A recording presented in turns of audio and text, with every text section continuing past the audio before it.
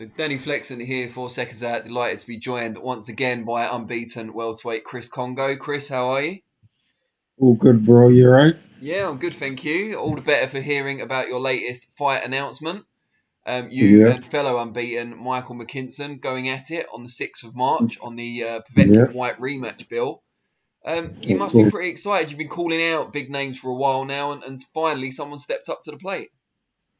Yeah, 100%. This is what I want. This is what I come into the sport for. So these are the fights that I want, man. Don't want nothing less than this. And you've both got WBO world rankings. He's up at number 6 now. He's got the WBO European strap. I think that's probably why. It seems like you've Mm-hmm. got a lot to gain from this fight. You could move up quite quickly in those rankings with a victory. 100%. I know I will.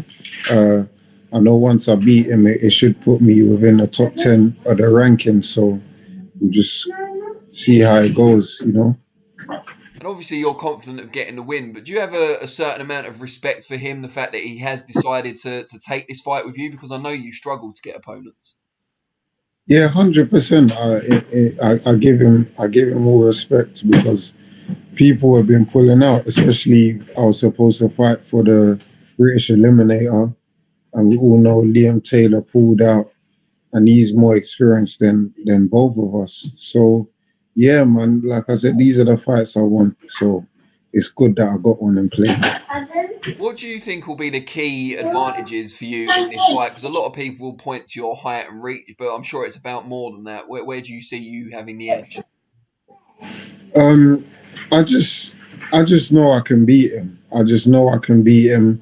Obviously, my height, I got height and reach on him, and I got power. So he knows if I hit him and he's hurt, I'm gonna finish him off. So let's see.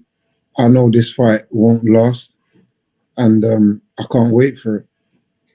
And he's quite an awkward operator. I know you like to go out and put on a show. It might not be as easy as normal to Mm-hmm. do that in this fight because of his style. Is that something you're bothered Yeah. about?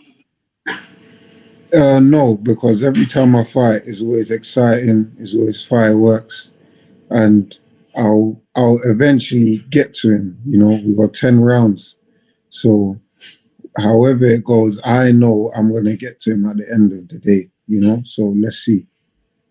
And you mentioned about Liam Taylor pulling out of that British title eliminator. With you and Michael McKinson both being in the WBO top 15, this seems like a fight that's Hmm. maybe beyond domestic level now. And certainly if you win, would there be any sense in going back for that British title?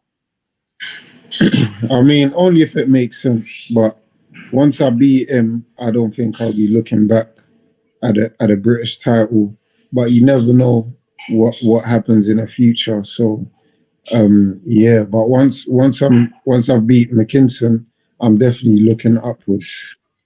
And is that upwards in those WBO rankings? You know, the likes of, Sean Porter and Mikey Garcia, I think, are in the top five. Or is it more, not domestic, but European level perhaps? We know Josh Kelly's fighting for the European title not long before your fight. Mhm.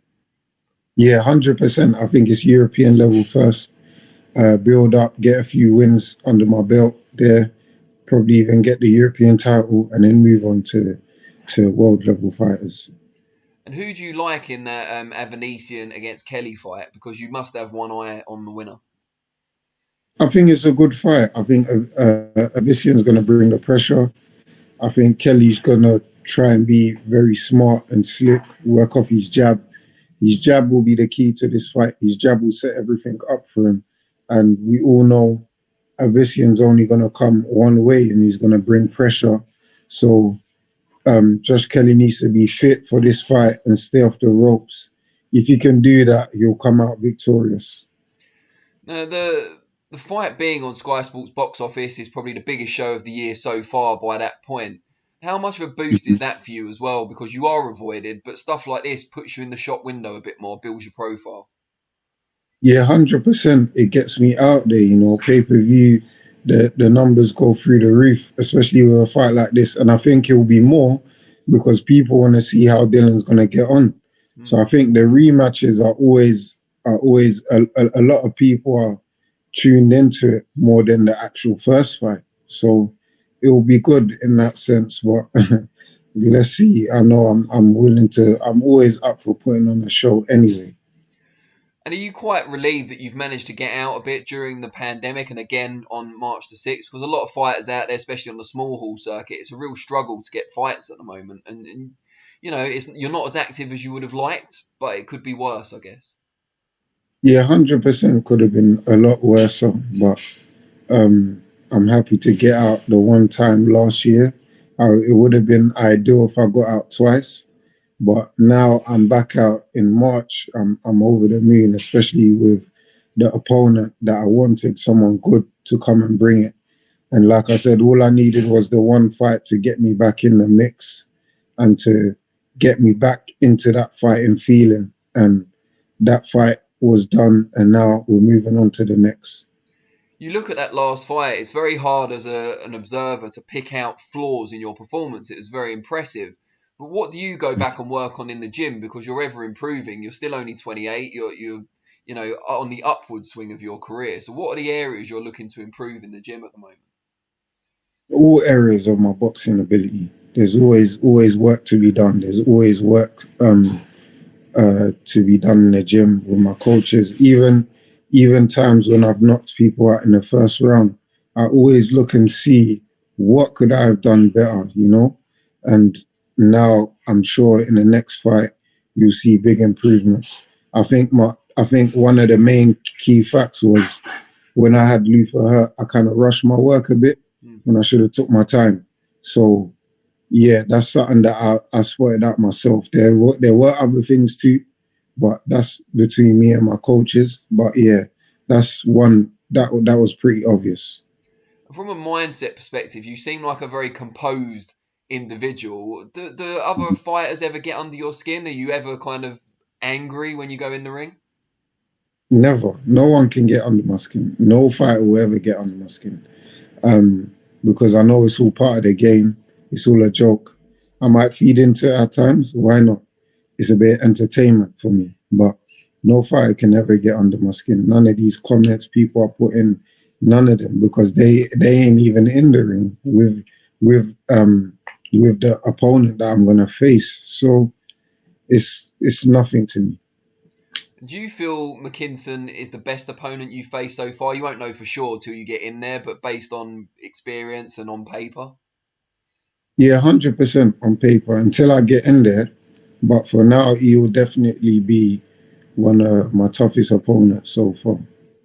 And was it a fight that was even on your radar before it was presented to you, or was it a bit of a surprise when they came to you and said, you know, he's up for fighting you? You both talk about being avoided quite a lot, and now you can fight each other.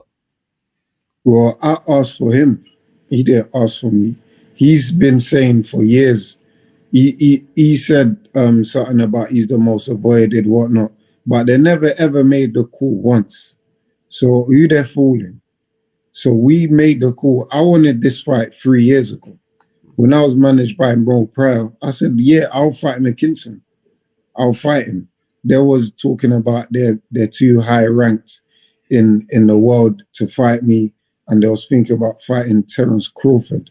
So now the tables have turned, and I've got a belt that he wants, and I've always wanted to fight him. So let's have it. I made the call. And like you said earlier, there is respect to him for, although you made the call, for picking it up and accepting the fight. Who's the most avoided fighter in Britain now? That's the question, because you're both claiming to be, but now you're fighting each other. You can't be the most avoided anymore. Of course, I mean, we'll just have to see. I know I'm coming out victorious that day, regardless. So I ain't bothered. I've had people, I've tried to call out people in the top 15, and they've said no. So let's see.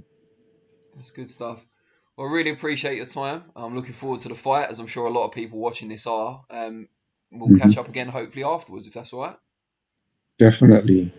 Great stuff. All right, Chris. I'll Cheers. speak to you soon. Take care. Nice one. Bye. All right.